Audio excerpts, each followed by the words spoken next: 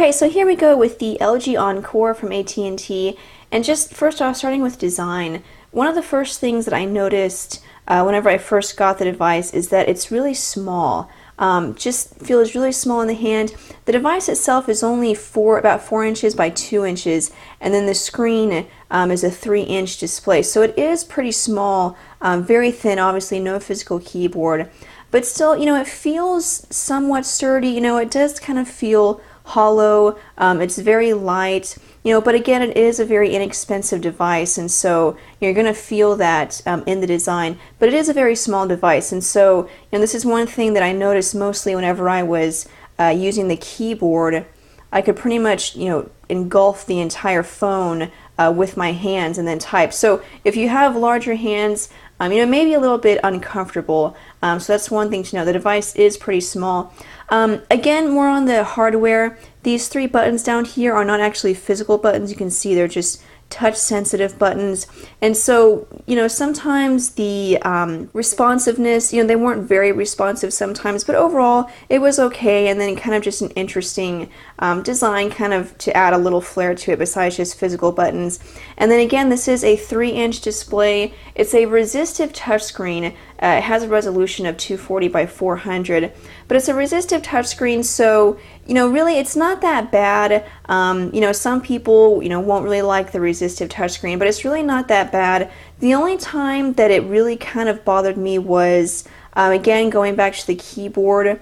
Whenever you're typing, a resistive touchscreen is fine for doing scrolling or navigating or just doing basic functions like that, but when it comes to typing, it's just not going to be the best because it's not very accurate. So if I type a quick message here, I found that I had to be kind of slow and just very determined about it.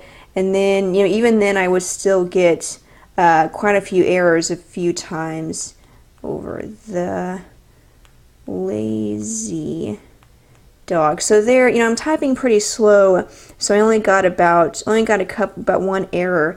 But if I were to go a little bit faster, be a little more careless, I definitely got a lot more errors. So the keyboard definitely isn't great. It's not really a messaging phone. It does have the virtual keyboard, but really you're going to have a couple of problems with it. So I wouldn't really recommend the phone if you plan on doing a lot of texting, a lot of messaging.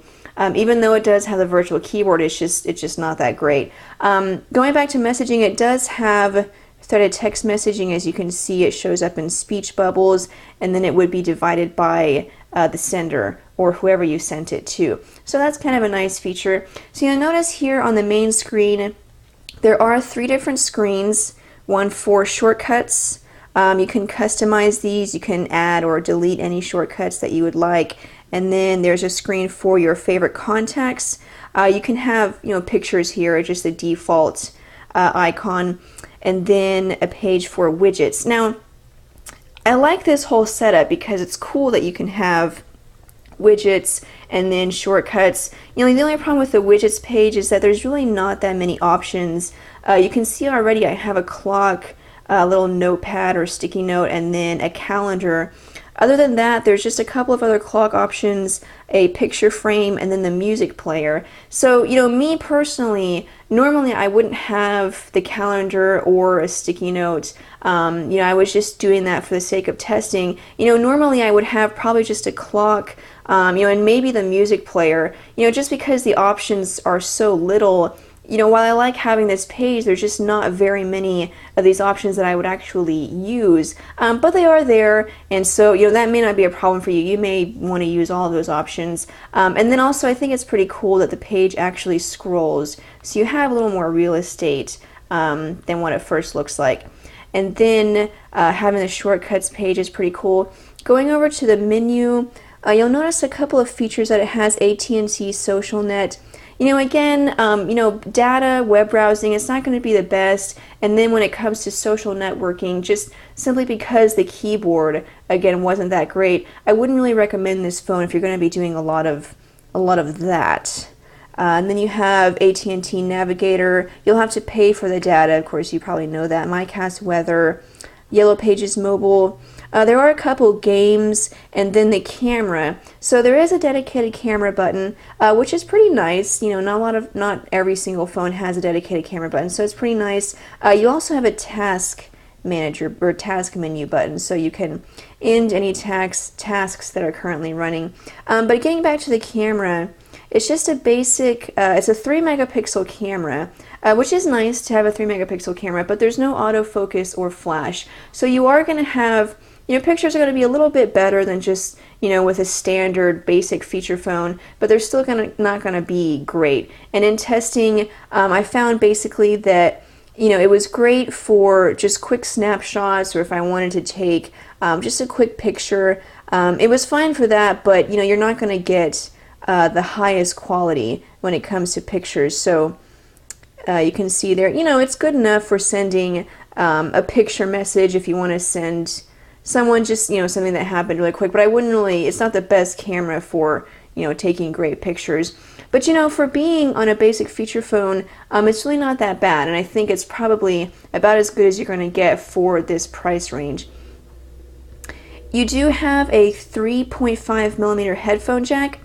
I originally thought that it was a 2.5 millimeter headphone jack, but once I tested it, it just looks small. So once I tested it, it is 3.5 millimeter. And then if we take off the battery cover, we'll look at the battery. It is a 940 milliamp hour battery, no, excuse me, 950 milliamp hour battery.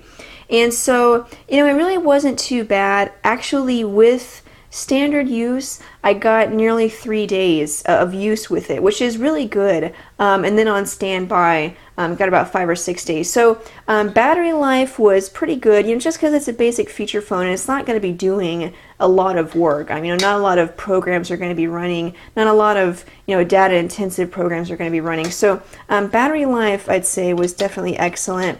The phone does have a micro SD card slot, and it supports up to 16 gigabytes of memory with an extra card. It doesn't ship with a card, so you'll have to get your own, but it supports up to 16 gigabytes. So that's pretty much it, guys. You know, it's just a standard feature phone.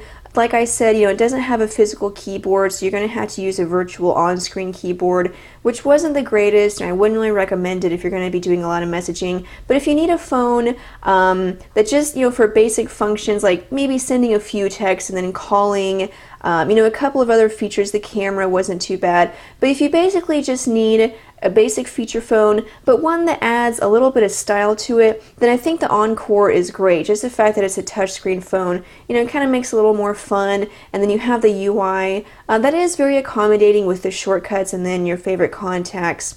I had a couple of problems with the screen, you know, only when I was typing, but overall, it's a decent resistive touchscreen, and build quality, you know, again, a little bit on the cheap side, but again, for the price range, I think it's pretty much what you would expect. And then you do have a great battery.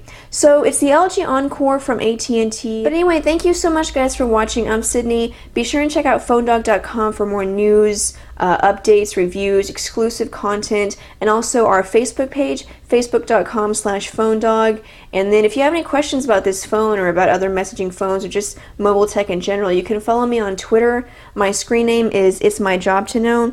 So just follow me and send me a message, and I'll try to get back to you guys as soon as possible. But anyway, thank you so much, guys, for watching. I'm Sydney from phonedog.com, and I'll see you guys later.